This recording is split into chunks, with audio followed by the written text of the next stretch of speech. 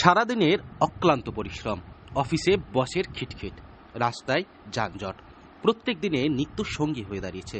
আর ঠিক এই পরিবেশ থেকে বেরিয়ে যদি একটু নিজের জন্য সময় কাটাতে চাইছেন, তাহলে আজকে ঠিকানা দেব এমন একটি জায়গার যেখানে গেলে আপনার মন প্রাণ একদম শান্ত হয়ে উঠবে।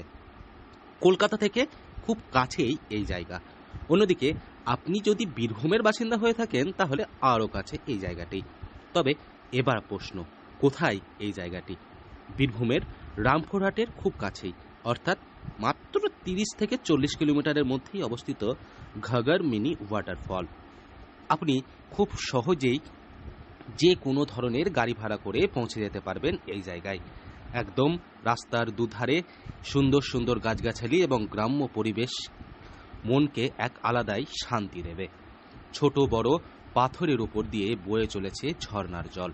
আর আপনি এই জায়গায় গিয়ে যদি কিছুক্ষণ নিজের ফোনের নেটওয়ার্ক অফ করে রাখতে পারেন, তাহলে এই জলের শব্দ সাথে পাখিদের কোলাহল হয়ে উঠবে আপনার মেন্টাল থেরাপি, অর্থাৎ মানসিক শান্তি। বলছি, কোথায় থেকে এবং কোথায় ঘুরতে এসেছেন? আমরা এসেছি আপনার বীরভূমের রামপুর থেকে এসেছি। এটা কোথায় ঘুরতে এটা এসেছেন? এসেছি আমরা ঝাড়খণ্ডের ঘাগর ওয়াটারফল। খুবই সুন্দর জায়গা, আর ওয়াটারফলটা খুব সুন্দর। আমরা বন্ধু মিলে এসেছি। হ্যাঁ, কেমন ওয়েদার এখানকার? ওয়েদার খুব সুন্দর। আমরা নিজেরা বন্ধু মিলে এসে এখানে এনজয় করতে পারেন। হ্যাঁ, আমরা রান্নার সেট আপ নিয়ে এসেছি। রান্না বান্না করে এখানে চান টান করে ফ্রেশ হয়ে আবার ব্যাক করে যাবো বাড়ি। এর পাশাপাশি আপনি চাইলে পরিবার পরিজন নিয়ে অথবা বন্ধু বান্ধব নিয়ে ওখানেই রান্না করে দুপুরের খাবারটা সেরে নিতে পারেন।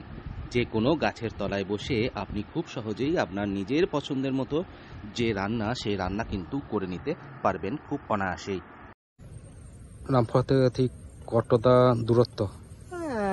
ম্যাক্সিমাম আমরা 32-35 কিলোমিটার এবার আন্ডারে রামপুর থেকে।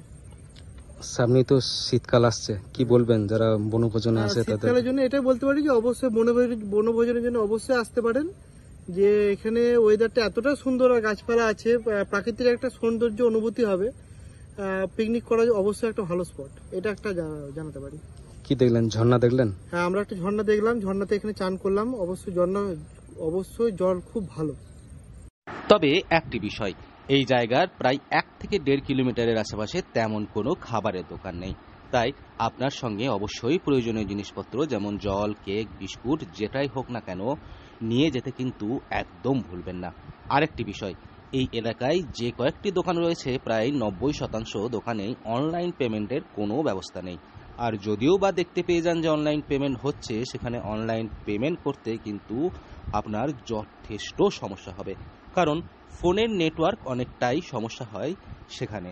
তাই পারলে পকেটে নগদ টাকা নিয়ে তারপরে আপনি এই জায়গার উদ্দেশ্যে বেরিয়ে পড়তে পারেন।